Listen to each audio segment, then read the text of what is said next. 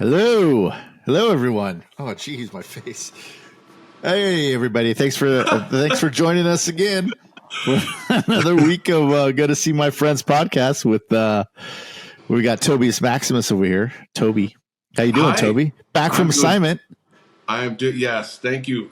I was indisposed for the moment. But I'm back, that's baby. Awesome.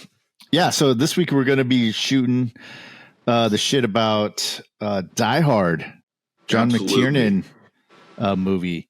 It's a fucking great movie, and it's a Christmas movie. I don't care what everybody else says. You agree, Toby? It's 100% a Christmas movie. Absolutely. Absolutely. And so yeah, it's going to be great. What? Let me get some. Took some notes here. Yeah, let's talk about the details on this one. So Die Hard was a 1988 film. John McTiernan directed, fresh off of Predator. It's another good one we got to do on the channel. Yeah, he had done Nomads, Predator, and then this is his third movie, I think, that he directed. Came out, let's see, July. Where is it? Oh, it's a summertime movie, huh? Yeah, it came out July 20th, 1988. $28 million budget. Returned $143 million return. Not bad. It's a great movie. Stars Bruce Willis as the title character, John McClane, and shot by John DeBont. Do you know who that guy is? The DP? Yeah. He did. No, but he did amazing work on this. He had a lot to deal with. Yeah, I think J.J. Abrams kind of stole a little bit from him too, because he shoots in the wide amorphic lenses. Sorry, okay, my brain is not working today. And so he has those lens flares. Those lens flares. Yeah, and so that's kind of his MO. Especially when he directed Speed and Twister. You saw a lot of those kind of wide shots too, as well. Just a great DP, and I don't know if he's still making movies, but yeah. And so, anyways, Bruce Willis, we got Reginald Del Johnson, and and then we have Dwayne T. Robinson, yes, Paul Gleason, the great Paul Gleason. May he rest in peace. Yes, he was a great actor. He really was. Yeah, this was the first movie. Somebody. You're forgetting. You're forgetting our man. You're forgetting our man Alan Rickman. Oh, this is his this is his film debut. He was a stage actor. Yes. Why did I not include that in there? See, I don't know. It's almost inexcusable, but we're going to let it slide for now. Well, it's the growth spurts we're having here on the podcast. That's right. Alan Rickman as Hans. Hans Gruber. Yeah. And then we also have little ants. Well, we'll get to that. Clay Thompson. Well, we have essentially at the time, and I don't mean to jump in. I know you're going to go over some other details here, but really the only known, there is no big names in this movie. Bonnie Bedelia is maybe the Bedelia. You're right. Bedelia, excuse me, is probably the most, and I mispronounced her name. To my point, is as far as looking at this cast for an action movie. If you were to look at this cast, I mean, they took a big risk on this cast. They're going, first of all, Bruce Willis is a comedic actor who's doing moonlighting at the time. He's not an action hero. Right. Huge risk there. You're thinking this should be Sylvester Stallone. This should be Arnold Schwarzenegger, somebody along those lines as far as a one-man army kind of situation. They all passed. And Bruce Willis, who's 5'8", 5'9". I mean, he's an average I think he's size. 6'2". I think is he? 6'2". Okay. Yeah. Okay. I didn't measure him today, so I don't know. They took a big risk with this cast. I mean, this could have really not worked out at all. Yeah. But I think, I blew everybody it blew everybody away. Pardon the pun. Well, I think to your point, to what you were saying, Sorry, my brain is just not. It's okay. We'll be right back. So when he accepted this role, people thought they had his picture on the poster initially, and people thought it was a comedy, and because they didn't know that this was big action movie, so they took his photo off.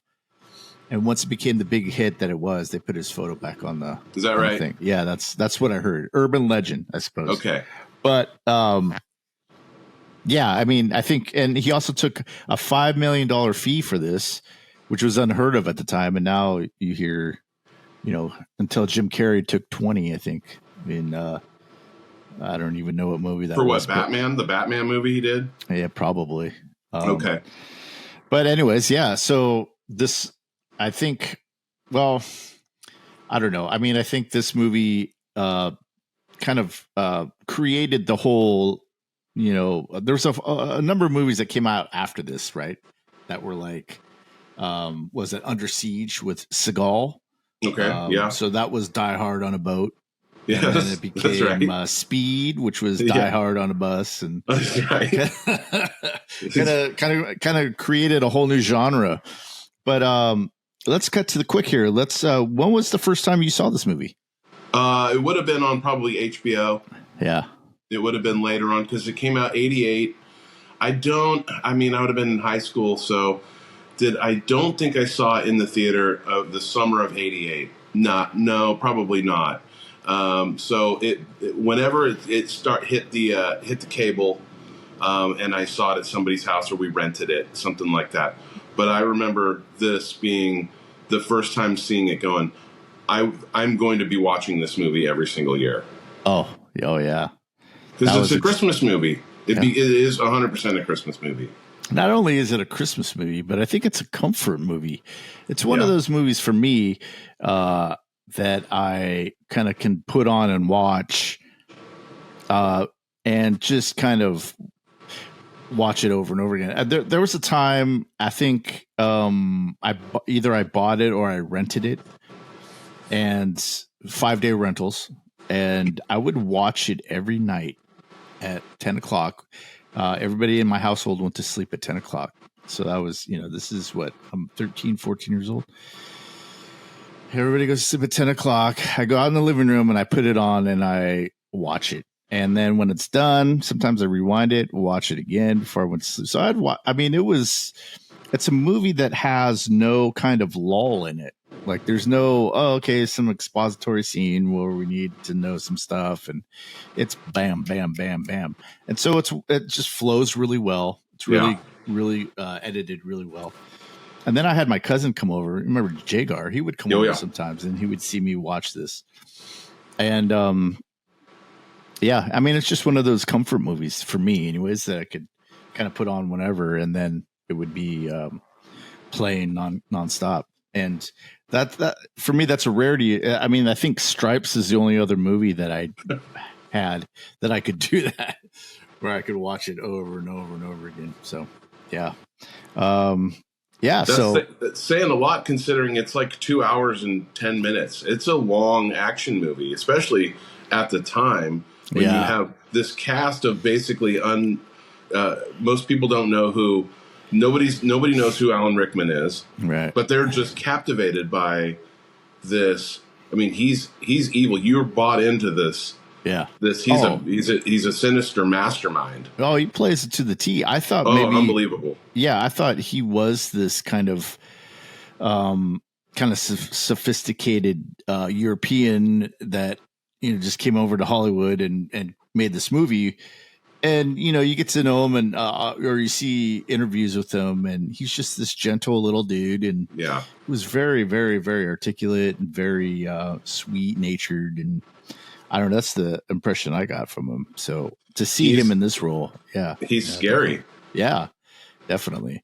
He's scary. And I think that because of how intimidating he is in this and how believable he is as this I mean, he's 5 steps ahead of you. We're not sure. Even his own crew in the movie is not 100% sure what the game plan is with Theo.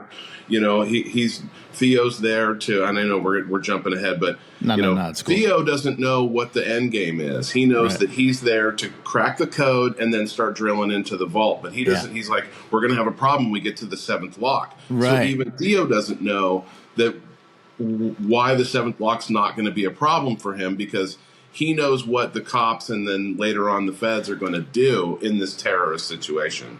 Well, he knows all this ahead of time. Well, that plays into this theory that I found. I was doing some internet research. Good. And check this out. I'm going to read this to you. It's really short. Go ahead, shoot. Okay, so as we know, Gruber's plan was to this is a theory, okay, internet theory. As we know, Gruber's plan was to force all the hostages onto the building's roof and blow it up to make sure the police thought it was a terrorist attack. Even though McClane ends up taking out most of his men, Gruber couldn't have expected that to occur. However, he may have intended to make his getaway with his henchmen anyway. This Redditor suggests that Gruber planned to set off the detonator while his henchmen were still on the roof, ensuring the body count would be higher than the number of hostages. By doing this, it would confirm to the police that terrorists were behind the attack, and they intentionally took their own lives in the explosion. Gruber could then make his getaway with the cash, and no one would be the wiser. So that's hold on, let me get back to now I gotta get back to you. So that's one theory that that kind of gets in there. I don't disagree 100% with that. He does say something. We watched it last night, of course. Yeah, me too. And he says, when it comes time for them to usher everybody up to the rooftop, he says, get everybody up to the rooftop and come right back. He tells the guys. So maybe he tells them to come right back, because at this point he has lost a half a dozen of his crew. Now he's like, now we're down to the skeleton crew. I mean, they only have an ambulance to escape in. 11 guys aren't going to escape in this, So that's a good, that Redditor's probably onto something, that some of this crew is expendable. Certainly not Carl and Marco. Those guys were supposed to come along. Carl for sure was supposed to come along. That's like his right-hand man. Right. But Uri was probably expendable. Was it the guard on the ground floor? Oh, Huey Lewis. Huey. So you have Huey Lewis. You have Genghis Khan. Who else is in this movie, right? Genghis Khan from Bill and Ted's Excellent Adventure. It's a great, and then of course Carl, who was in the Money Pit. Oh yeah. Who was the violin? The director? He was also in Witness. He was one of the Amish in Witness. That's right. He was in Witness. He was Kelly McGillis's. Like, he wanted to get with Kelly McGillis, and Harrison Ford. He's great. He's great, and he's even more terrifying than Hans is. You're like, this guy. Woo. Sometimes it's the right hand man that's really the guy who you need to watch out for. Yeah. That guy, there's a story about him too, but we'll get to that later. Okay. That was, I mean, I found this page, if I could get back to it, I found this page that has 14 theories. One saying that, one saying, Jesus, sorry. While you're looking for that, can I just touch on the fact that this is, and I didn't read the book, but this is the book is called Nothing Lasts Forever. It's by Roderick Thorpe. It's a sequel to his book, The Detective, which was made into a movie in the 60s that was a hit. It was, one of those where the book comes out in 66 and the movie comes out in 68. And the detective in that is named Joe Leland. He's a New York police retired New York police officer detective, and in Nothing Lasts Forever, he's in Los Angeles to go to his daughter's Christmas party on Christmas Eve at this oil company, a big skyscraper that's an oil company, and his daughter's name is Stephanie Gennaro. And Stephanie Gennaro's co-worker's name is Henry Ellis, who's a sleazeball.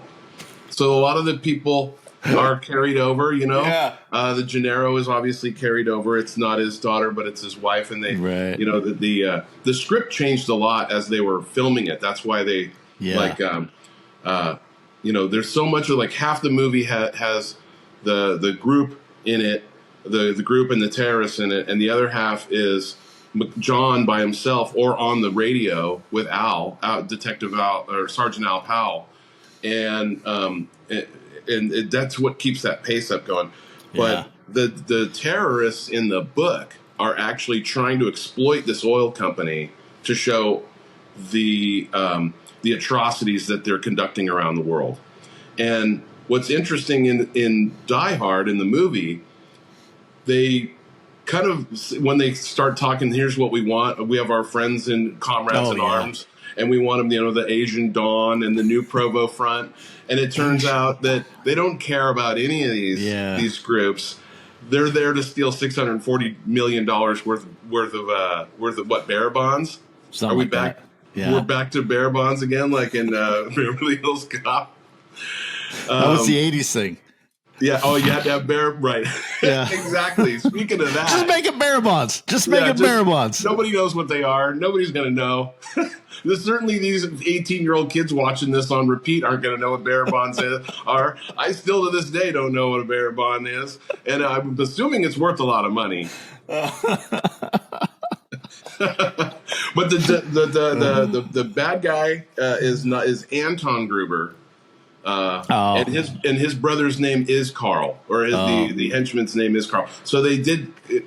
There are Al Powell is the Los Angeles police officer who Joe Leland is on the phone with, and in the end of the book, Carl pops up. They think he's dead. Carl pops up, starts shooting everybody, and Powell, who hasn't fired his weapon since his accident that he had, kills Carl. So there is a lot of, they did stay fairly true to the source material very, very well. And I just think it's interesting that 20th Century Fox was able to kind of subsidize this movie because they were building Fox Plaza at the time. Yeah. It is the Fox Plaza. It's not Nakatomi Plaza. It is the Fox Plaza in Century City. It was under construction, and they filmed it in 1986. And they were able to charge themselves rent for the movie. But the whole movie's done at night because they're building it during the day. Yeah. And so you have everything's being done at night. There's all that construction that you're seeing on the top floors is real. The guys had to stop working and leave at 5 o'clock, and then the movie guys came in. So the stacks of sheetrock are all real. That's all. Yeah. That's not a set. They're going to go in when this movie's done every night. They had to. That's why I said the DP had so much. I mean, you're working. You can't get onto your set until 5 p.m. that night. Yeah. To get in there and start lighting and shooting and all that stuff, and then when the sun comes up, you got to get the heck out of there. Yeah. I mean, there's so many things could have gone wrong in filming this that it's really impressive that it's pulled off just brilliantly. And you'd think that it was, again, this could have bombed. If this movie bombed, it probably would have bankrupted 20th Century Fox. I'm thinking it had the potential because they're basically subsidizing this building with this movie and vice versa. Right, it's a tax write-off both ways. Right. Well, to at the beginning of your story there, that the Al Powell, there's even a theory about Al Powell and how he kind of went from New York to LA via Family Matters and Ghostbusters. That ties into the same universe. No, come on. And there's also one that says that that John McClane is actually immortal, and so he's the same character as he is in the Fifth Element. And so there's all these crazy theories out there, man. They're fun to read. Definitely fun to read. Okay. So when Al Powell says, they say in the theory, this is Al Powell when he says, "Oh, I shot a kid." Yeah. You know, he had a gun that looked real enough. Yeah, yeah. And I guess there's an episode of Family Matters where he hurts. I don't even know. I've never watched Family Matters. No, I haven't either. But that was referring to Urkel in Family Matters, and so he comes out to L.A. to get away from his past, and I don't know. Great, that's great. All right, so let's go to some key scenes here, man. Yeah, there's a lot of them. Yes, and it seems like you could probably just run through the whole movie with the key scenes. Yeah, it starts out with fists with your toes. Yes, that guy. That guy is in. He plays the mayor. Have you ever seen The Relic? Yeah, I've seen The Relic. Yeah, he was the mayor in The Relic. He's in a lot of the guy that did The Relic, a lot of his movies.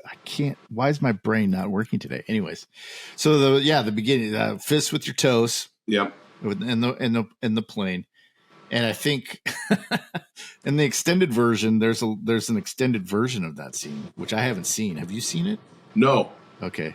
I haven't seen it either. I guess there's an extended version of this movie that I have never seen. Maybe it's in Blu-ray. I don't know. Who knows?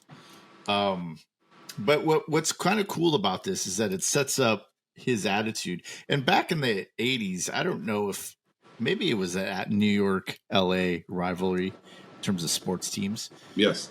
But I just didn't know that it carried over into normal life. Because he's always like California, you know? Yeah. But the thing is that you saw a lot of, especially when he gets picked up by Argyle. Right. You already are seeing the setup of how he is with his wife, it's his estranged wife, I guess. Right. And by going and getting dropped off, and I mean, even the conversation with Argyle when he's saying like, just drive, dude. Mm-hmm. Oh, come on, man, what's up? Yeah. And she got a job out here, and she moved out here, and how come you didn't move with her? Well, I got all this stuff going on. I can't just pick up and go. And he's like, so you just thought that she wasn't going to make it, and you were hoping that she'd come back, and that kind of thing. So by the time they even meet the wife, it's kind of already set up without even them doing anything. You already feel that tension. So right. Yeah. You get that he was wrong. Right. I mean, he was assuming that it wasn't going to work. Right. Argyle sniffs it out in the 20-minute ride from LAX to Century City, right? Yeah. So yeah, it's he's very good. And we get our we get to hear "Christmas in Hollis" by Run DMC for the first time in our lives. Amazing. That 80, 88, 87. I think in 87, it was in Less Than Zero. You ever see that movie, Less Than Zero? Oh, yeah. Another one we got to do. It was on the very special Christmas album, too. What was that? The first of a very special Christmas. Those compilations that used to come out every year. It was on the first I guess, disc one? Yeah, edition. Yeah. Wow, I did not know. I got to write that one down. Hold on. Okay. Yeah, and so... Yeah, that was a good one. He's all, can we listen to some Christmas music? Say this Christmas music, man. Okay, so then he gets to the party, and he's kind of the fish out of water. Yep. And you kind of learn that what was his name? Takagi. Got him, flew him out. Yep. Obviously didn't get him a place to stay, but flew him out. That's true. And then that's when first class and got him a limo. Yeah, well, that's true. It's true. Mm-hmm. And then that's when we meet our, my Clay Thompson Award winner, Ellis. Oh, nice. Doing the Pepsi off the desk. Yeah, man, that's so funny. And there's something that bugs me about Ellis, his choice to do it in Holly's office. By the way, Holly didn't go unnoticed that it's Holly Christmas time. Yeah, I didn't make that connection. Yeah. Because Holly, we meet Ellis, and speaking of Ellis, for those watching on the YouTube, I got my Hans Bubby I'm Your White Knight shirt on today just for the occasion.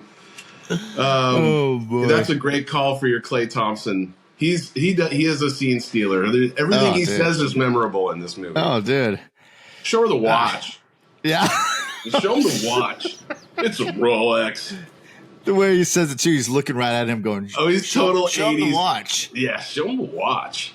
Come on, what are you embarrassed? It's just a little something. Yeah, he's definitely the guy who would have the what is it, the blue shirt with the white collar, those two-tone kind of shirts. He would be like, just like in suspenders, like very Reaganomics kind of mover and shake. Hey, business is business. Yeah. Well, it's funny too, because the thing I was noticing is when I don't even know I didn't really get the joke that I can't. Is it Takagi? Yeah, Joe Takagi. He's the CEO. Yeah. Joke that he says, and Ellis is like, oh yeah. And you see Takagi just like, oh, good Lord. He's like, has to put up with this guy every day, dude. He's like, this guy is probably is our number one earner, but at what? I mean, this God, Ellis just his drug use and his just sexual harassment of everybody that's walking through this place, and and then a lot. And the whole scene, he's yes. But Holly says something about his character that actually makes a lot of sense. She says, Ellis always gets depressed this time of year. Oh, when did she say that? She says that, he's like, well, he's got his eye on you. Oh, and she's like, that part. Yeah. He always gets depressed this time of year because of, he's alone and that's so he's compensating. He's over the top, the drug use. He's thinking, he's trying to convince her to skip out on Christmas Eve with your kids and let's have a mulled wine and some brie and a fireplace. Yeah. I'm like, dude, she's 2 kids at home. As soon as this party's over, she's going home to fill the stockings and also her husband's on the way. Yeah. No, not coming over to your apartment, dude. Yeah. So he's just over the top, and it is probably because he's deep down inside, he is horribly, horribly depressed. Yeah. Well, then, I think, and then also, I think his role in the company, because when he gets introduced to Hans, this is of international, or maybe he was getting introduced at the beginning. I can't remember, but I think he's a vice president of something, of international sales or something like that. So he deals with a lot of probably different types of cultures and stuff. But Ellis, man, what a character! And the obnoxious business California. Oh yeah, I mean he's checking off all the boxes, right? Oh yeah, and then he's got the flop sweat when his plan doesn't go right, and he's that drinking character the Coca-Cola. He's like, hey, put the gun away. Huh? Is not a method actor. This is for radio, not TV. Yeah, that's right. So that is a good choice for your Klay Thompson. I also have a Klay We'll get to him we'll get to him later. Let's see. You get the fist with the toes. Oh yeah, which gets the shoes off. It's important to get the shoes off somehow. Is there a place I could wash up or clean up or something? Yeah. So that's what. What does he say? Son of a bitch. He tries it. Yeah, and he goes, okay.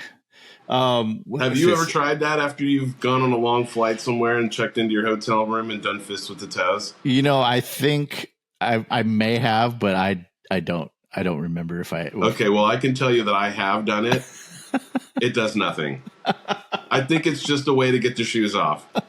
Maybe it doesn't work on your boy, but I flew back east and whenever I think about it, after I've checked in and I put my stuff down and I take my shoes off, I'll sit on the end of the bed, just like he was sitting there, and I will just be like, I don't know if you got to do it for an hour, but I was like, this is doing nothing.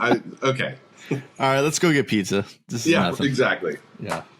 Okay, so then after that, what do we got? We got during that whole scene, you get the setup with all the truck coming in, and then it kind of cross cuts with him getting situated in the office party, in the office or whatever. That's right. But then they have that little spat. Oh yeah, cross cuts with the little spat that they have. You get the backstory. Like we never finished this conversation in July. Oh, that's right. Yeah, and that's pretty realistic too. The way they fight. I mean, yes, it's there's no like physical stuff, but it's pretty realistic, or at least you get the tension from that. And then she's right. Yeah. And he blows it. Like as soon as she leaves the room, he starts hitting his head against the door jamb, and he's like, he just keeps. He's stubborn. You know, he keeps making these bad decisions when it comes to Holly. Yeah.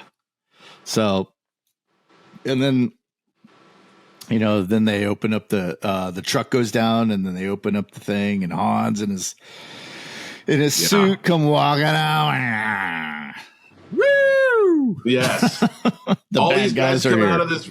They come out of this van. Each guy taller than the next guy. Yeah. I think they said the whole, other than Yuri, everybody's over 6 feet tall. Oh, jeez. In this group, I mean, they're intimidating. This is an intimidating bunch. Oh yeah.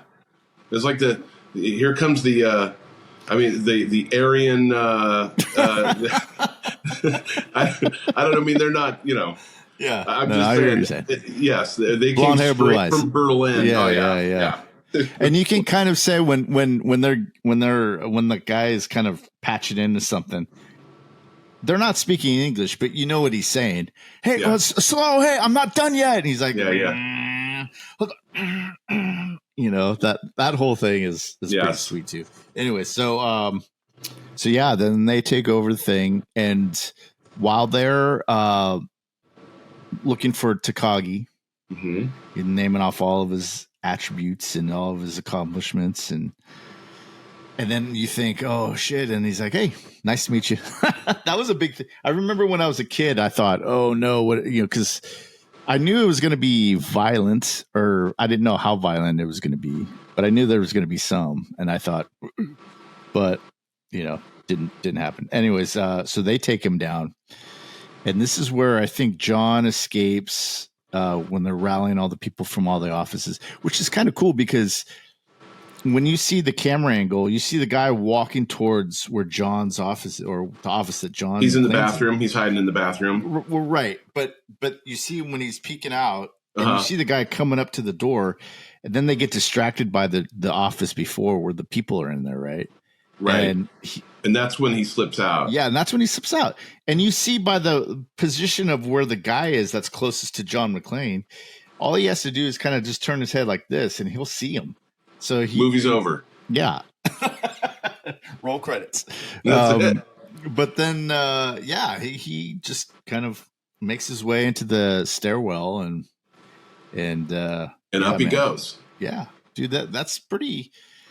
I don't know. That's in work with the camera work. It's a pretty cool shot, that whole sequence, because you see how how smart he is and you could tell like throughout the course of the movie too, that John McClane, he's a cop, but he's also really street smart, you know, and he knows for only 11 years on the force. Yeah. You can tell he was probably from the streets anyways, you know, which anyway, so that's see that, and that leads us to what's the next scene? What does that lead us to? They take Takagi into the conference room and ask him for the code. Right. And Ellis and Carl have a bet, or not Ellis. Theo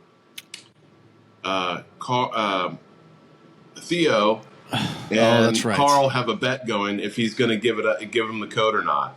Right. And he's like, there's no. Takagi says, there's no sense in me giving it to you. They're just, you know. He's like, I don't have it. You'd have to call Tokyo in the morning. They're just going to change it every day anyway. Yeah. And Hans says, well, then there's no use to just give it to me. If it's no use to me, then just give it to me anyway. And he's like, I don't have it. And you believe him. You can tell he probably does not have this code. And And Theo's sitting there on the computer, and he's all like, "I told you." He's talking to Carl. He's like, Theo bet that he wouldn't give the code up, and Carl's bet is that he will. Yeah. And when Theo wins the bet by I'm going to count to 3. Yeah. And then Hans shoots Takagi. Carl hands him $10? Yeah, something like that. He just hands over the $1 and he goes, "I told you." And you see Hans shoots a glance over at him like not now, you guys. Like, are you seriously? But that scene right now. That scene also highlights kind of the humanity that Gruber has, and it shows throughout the film in other ways. But the kind of dichotomy that Hans Gruber kind of lays out with. He's going to give him a chance to get. Right. He's going to give him. He doesn't want to do. All these people are going to die. Right. Their plan is to kill all of them at the end of this anyway. Right. You're thinking if you're a hostage, if we play along and give them what they want, maybe they'll let us live. The plan is to blow the roof up with them all on top of that. That's true. I mean, that's where this is going. Okay. They're going to kill them all one way or the other. Where I was going was that he didn't want to kill Takagi. He was like, I really don't want to kill, but yeah, you bring up a good point because I didn't think about the end of it that way because they're going to die. Their escape plan is for them all the whole building to blow up. Right. Okay. And then they're going to escape in an ambulance at the end with the cash. Yeah. Okay. Which is, the whole. Every time I watch this, I have to remind myself, all this is just posturing. Like if they believe us that we'll actually, this whole, you've got a pregnant lady in there. Yeah. No, but I'll have a couch brought out to you. That's a nice gesture. Right. Instead, he could have just been like, "You're all going to die. I don't care about any of you anyway." Yeah. But he's like, "No, we'll bring you a couch. Whatever to keep everybody calm so that we can get you eventually where you need to go for our plan to succeed." Well, like you said, too, at the beginning, there's details of this plan that only he and maybe one other person what's the computer guy's name again? I forget. Theo. That maybe Theo knows because Theo is the one that was supposed to drive the ambulance out. So, That's right. I think, I think that, because he's going on and on and on and he knows all these things, especially when that last lock, he's like, we're going to have a miracle for that last one. Because you want miracles, I give you the FB. He already knew all that stuff. He knew that we're going to have the cops come. Yeah. And at that point, we're going to have the feds come. And in order for the feds to come, I'm trying to think, what would they, if it wasn't for John, what were they going to do? What were they going to do to get the cops to show up? Because right now the building's on lockdown. There's nobody else in the building besides the Christmas party on 30. They killed the security guard. They got security guard at the front. When the cops do show up the first time, they kind of usher them along the way. It's just bad timing. They're going to eventually come. They have rocket launchers. Yeah, that's what What were they going to do with these rocket launchers? I think that had something to do with drawing some sort of attention because you're making me think now that if John McClane wasn't in this building, what exactly were their plans? What was the plan? I would think that maybe they would have a contingency plan for if somebody had a phone or somebody got they had to plan for the police in some aspect because you can't just plan for a straight getaway and then when the cops show up you're like, oh shit, what are we going to do?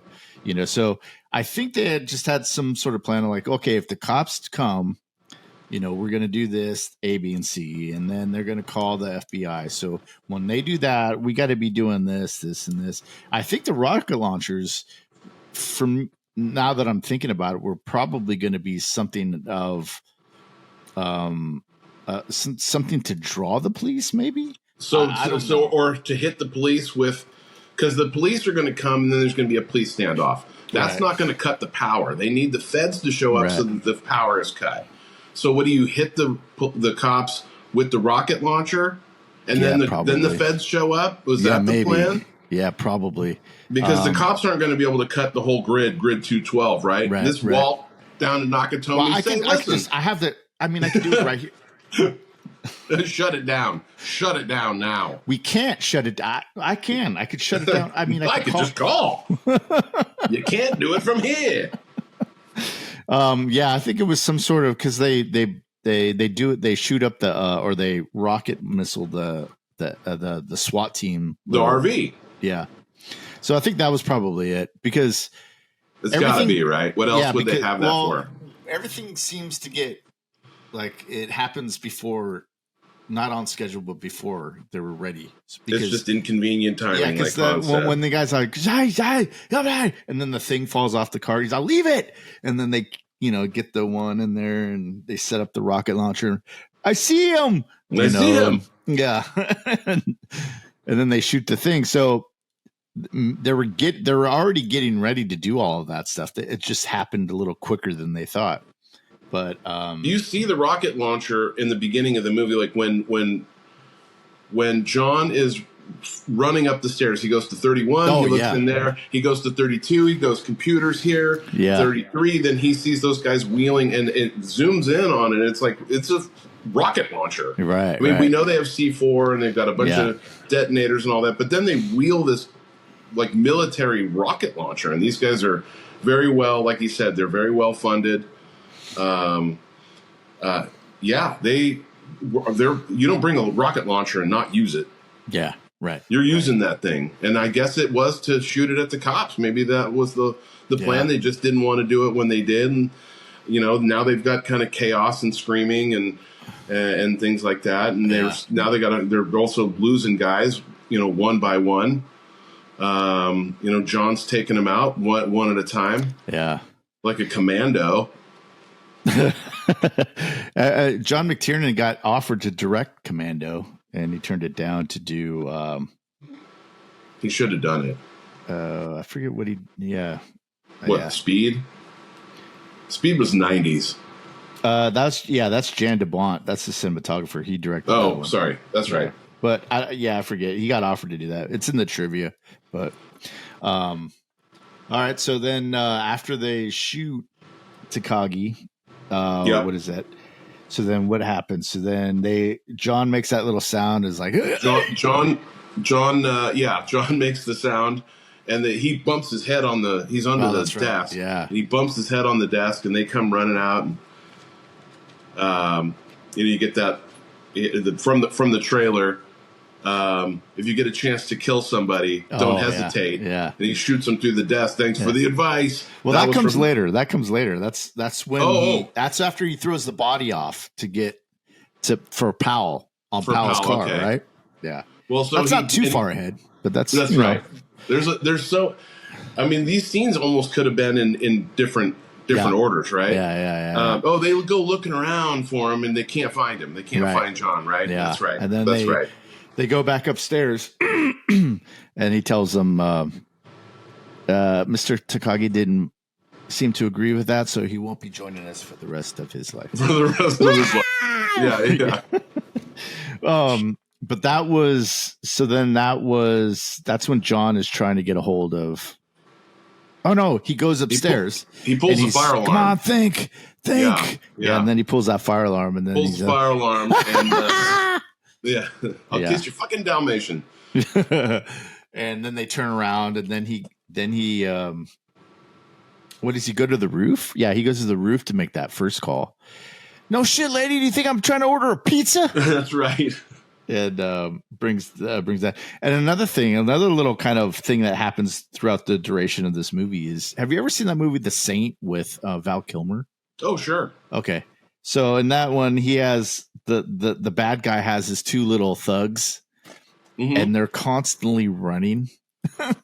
And then in this one, you see Carl and his whoever's following him. They're constantly running into an office, running out, running, and it just reminded me of that movie, The Saint. You like to hustle, yeah.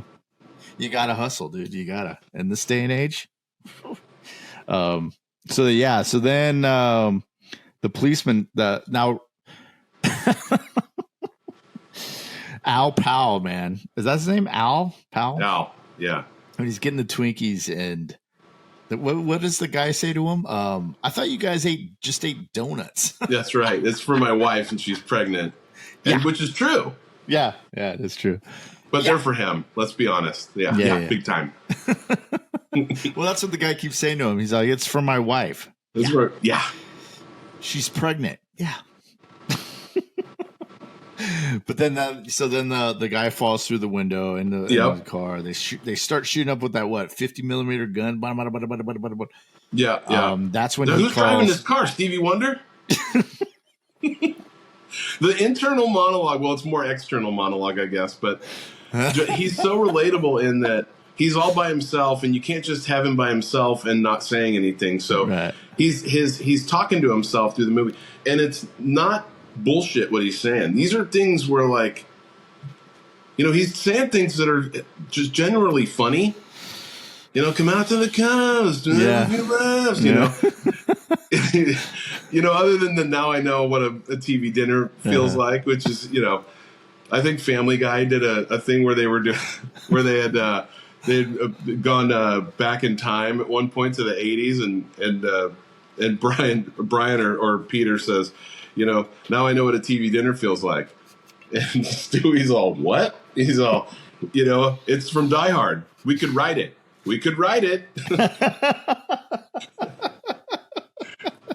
Oh man, I have to see that one. Do you know what episode that is? Because I like to. No, I don't. It's one where they go back into It's like they go to 1985, so it's like both a combination of both like Back to the Future, and then they throw out a Die Hard line.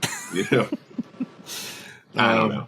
So then let's see. All right. So then another key scene. What's it after that? What would it be? The shootout, I guess. Wait. So the cops come. Yeah, the cops come. Al gets shot. His car gets shot up. Oh, Dwayne T. Robinson shows up. That's right. Yeah, and before that, a little bit before that, though, like Al gets a hold of John, or is it the other way around? John gets a hold of Al. Yeah, I think John gets a radio from one of the terrorist city offs. Yeah, and at that point, he's able to call down to Al. He radios down there, and his contact is Al at that point. And that's when he kind of deducts, and when he's trying to tell Al. Well, Al actually contacts to whoever's in there or something like that. I think Al calls into the building. I don't know. Again, watched it a million times and again last night. I don't remember who contacts who first, but I forget that too. But Al believes him. Yeah, and Dwayne's got a good point. Dwayne Robinson's got a good point where he could be talking to anybybody. Yeah, it could be one of those. Yeah, he's terrorists. Like, well, what makes you think that he's like? I think he's a badge. He goes, well, gets you that impression, or how would you know that? Just a hunch. Things that he saw, he said, like being able to display a phony ID. That's right. Good. Jesus Christ, pal! Could be a fucking bartender. Hilarious. But that's when John is telling him about they're European, they're financed. Yes. They have by their clothing and their cigarettes and the cigarettes. Yeah. Because there's this other thing that I read on the internet that said that the type where he figures out when he runs into Bill Clay, aka Hans Gruber, that he gives him the cigarettes that he got, the European cigarettes that are supposedly so harsh, like Marlboro Reds without the filter. Harsh. They're French Calois cigarettes. My buddy's dad used to smoke them, and they are really brutal. Yes, yeah, they're really brutal. So when he gives Hans the cigarettes and he doesn't flinch after then he kind of figures out that. Is that what tips him off? I was thinking it's just that the accent's pretty good, but that's a pretty distinguishable voice whether you got an accent or not. It's very deep, and I'm like, you can tell this is Hans's voice, especially when you've been on the radio with him for the last couple of hours back and forth. But it is a great that English the American accent is that was ad-libbed because he was using that accent between shots, and Bruce Willis actually said something along the lines of, "You should be on television with that accent" or something like that. Uh-huh. And so they put it in the movie. Well, yeah, then that scene was unrehearsed because they wanted the freshness of the actual meeting between these two people. That's right. It was unrehearsed. Yeah. And when he's up he's like, "What were you doing on the roof, Hans?" He's up there checking the C4, the C4, bombs. Make sure the roof is all wired up. Yeah, right. And so then he gets that's when Carl meets him and sticks they have the fight sequence it's a pretty cool fight sequence, would you say? It's up there with the best of them. Absolutely. They beat the holy hell out of each other. Yeah. And very few shots, even the stunt double looks just like Bruce Willis, so it's not like it takes you out of the fight too. I mean, it's a stunt double, like you see the different, especially when he wraps the thing around Coral's head and then goes down the stairs. Like you see that's a stunt double, but it looks just like John McClane. So yes, so it doesn't really take you out of it or anything. So not at all. Doesn't take me out of it at all. So, do you got any scenes you want to talk about? The feds show up. Oh, that's right. Yes. Special Agent Johnson and Special Agent Johnson, no relation. The special agent, the older one, played by Robert Davi. Yeah, Davi.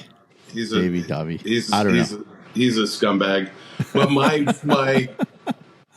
Klay Thompson Game 6 award goes to the younger. Goes to the younger Special Agent Johnson, because later on when the State Department has cleared all your demands for all of your brothers in arms around the world to be released. We've got your helicopters. The demand is the helicopters will meet us on the roof to fly us to LAX, where we will escape, and that's where we're going to let the hostages go. And they're just all, got it. But the feds have a better idea. They're going to come in there, and they get in the helicopters, and on the way there, on the two helicopters that are on their way there, so the younger Johnson turns to the older Johnson and says, what do you think about the breakage? Mm-hmm. And he goes, well, I figure we're going to take out a few of the hostage, or take out the terrorists, and we'll lose 20-25%. Yeah, I can live with that. So they're just going to open fire on the roof. There's they're expecting transports. We're going to give them gunships. Yeah. And as they're flying there, Robert Davi's Johnson is, he's reliving his days in Vietnam, right? He's just like fucking Saigon, eh, Slick? And Johnson, the younger Johnson, is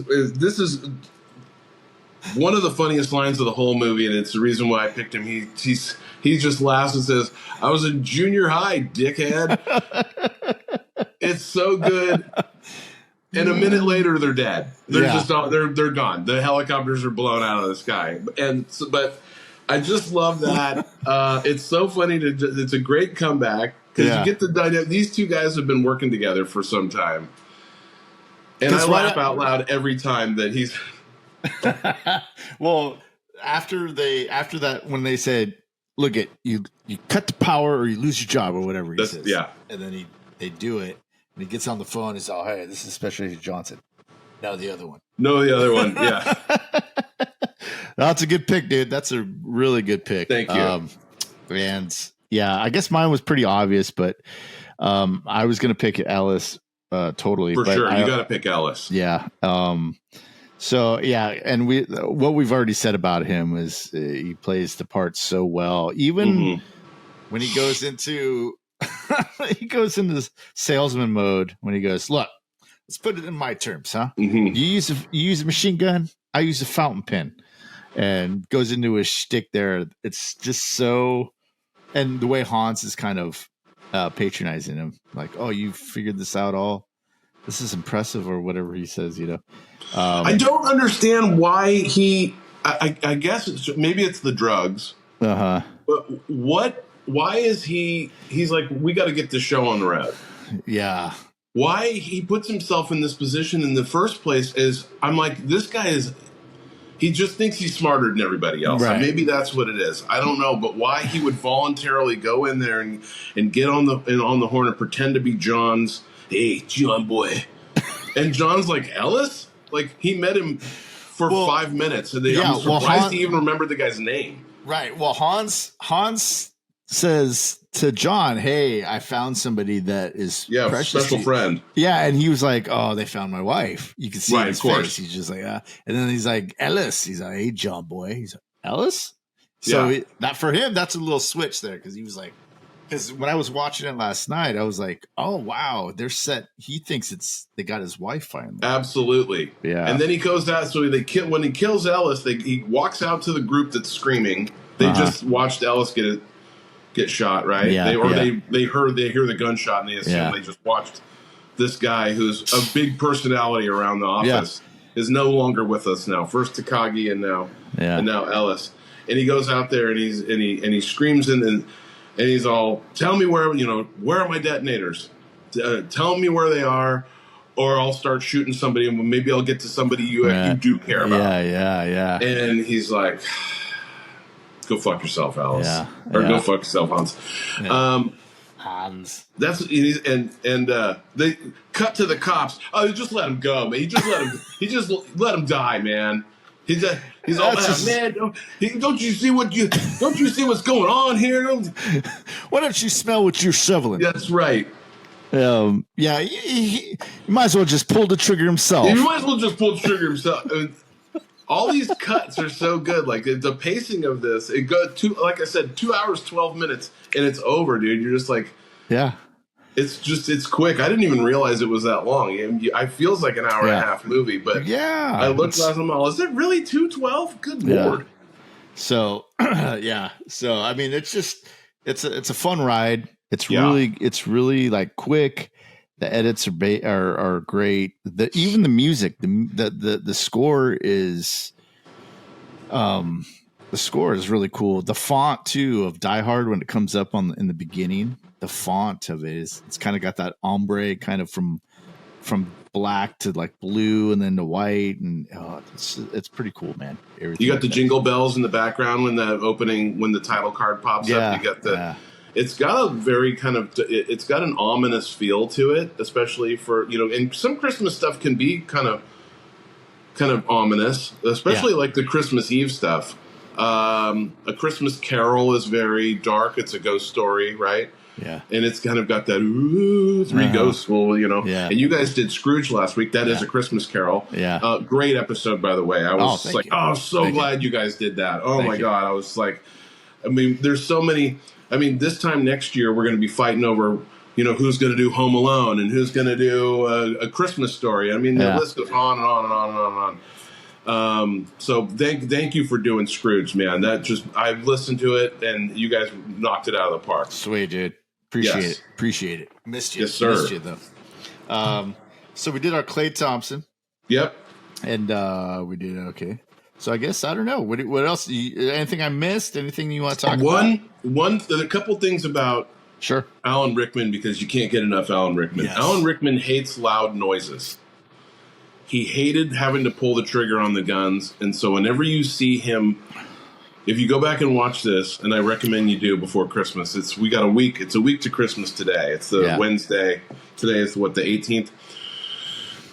Go back and watch it, and whenever Alan Rickman is firing the weapon, he's eyes blink because it's just so jarring to him.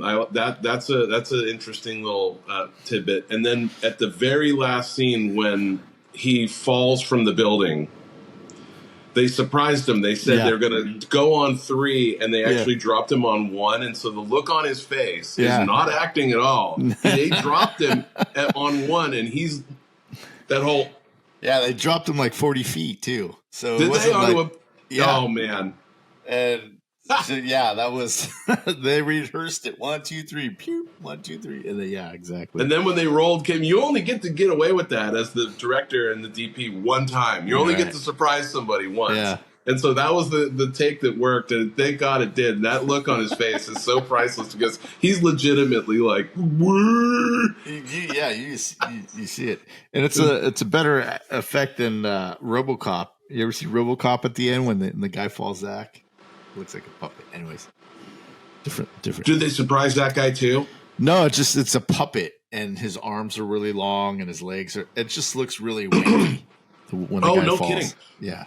Now from the in the exterior shot, you see somebody fall from the building. Yeah. That's an actor falling into one of those big balloon things, right? Yeah.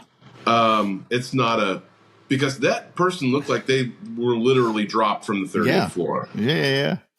I'm out, dude. I don't know how onto your back 30 floors. No, thank you, dude. Did you see that? That harkens back to a memory of mine about Sharky's Machine. You ever see Sharky's Machine with Burt Reynolds? It was like a early 80s kind of cop movie that he did.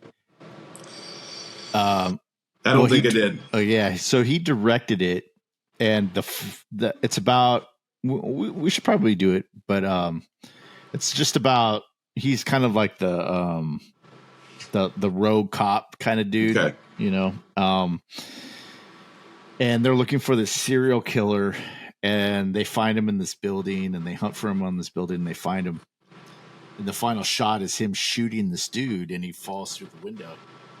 And I remember at the time there was like a TV special about it, and they were going to film the actual stunt.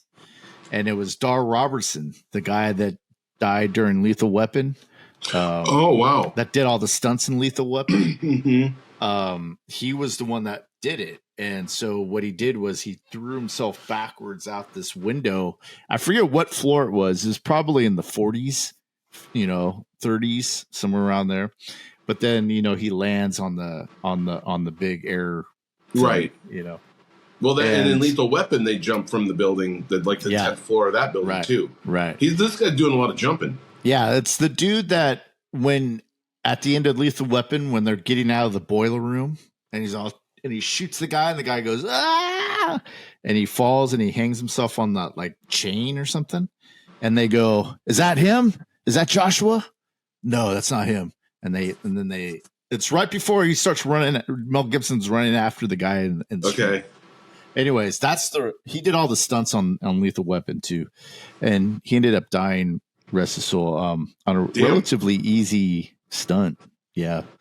And it kind of crazy, changed. Man. It's always the little ones that you don't prepare for, maybe.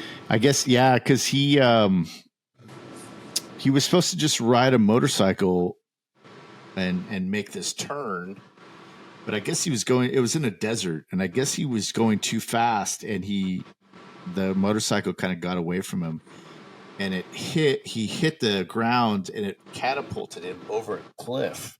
Like a 20-foot cliff, and he landed on some rocks, and it just that's how he died. And it was a relatively easy stunt that was supposed to happen, but yeah, that's too bad, man. And they changed, Well, what a note to go out on, huh? I hope that doesn't happen to me. Yeah, exactly. All those stunts that you do, man. Shit. I do put my life into my own hands every single day. Just getting out of bed, man. Yeah. Jesus. Starts right there. Yeah. And then at the end of the day, I think back on just how I survived it. It's a Christmas miracle. Oh. Well, you want miracles, dude? I give you the FBI. The FBI. Yes. All right, dude. That was Die Hard. That was Die Hard. We won't tell you the end of the movie. The spoiler. Yeah, we're not going to spoil it for you. Unless you want to talk about the end of the movie. Oh, the weather outside is frightful. That's right. We could. It ends on such an upbeat, the sun's coming up Christmas morning. And since we know a place to go, let us know, let us know, let us know. There's that, Al Powell shoots Carl. Carl yes. Yeah.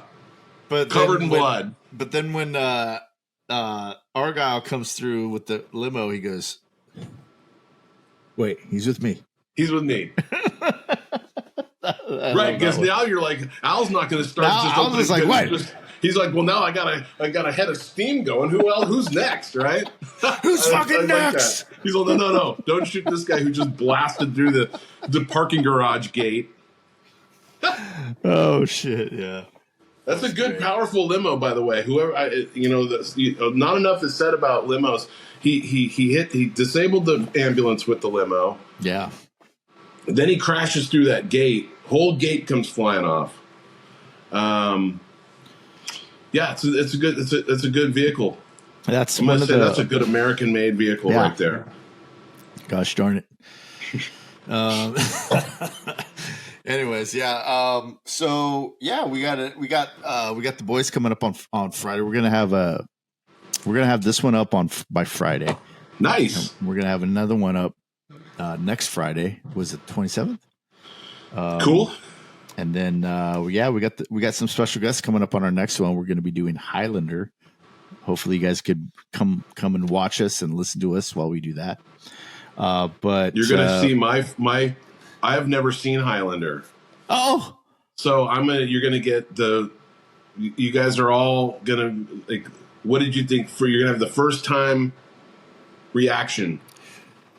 I think so. I think I won't have all the details and then the stats and fun little anecdotes about what happened. I'm just going to watch it and then I'm going to enjoy listening to you guys really break it down. And I'm sure that when we're done, I'm going to have to go back and rewatch it. But I've never seen it. I've seen parts of it. Yeah. But I've never seen it all the way through, so I'm excited. I'll watch it tomorrow. It's a little over the top and cheesy, but it's good 80s cheese. It's one of those. Hell yeah, yeah. Let's do that. But anyways, thanks everybody for tuning in, and we'll see y'all next week. Thanks. Yeah, Merry Christmas, guys. Merry Christmas.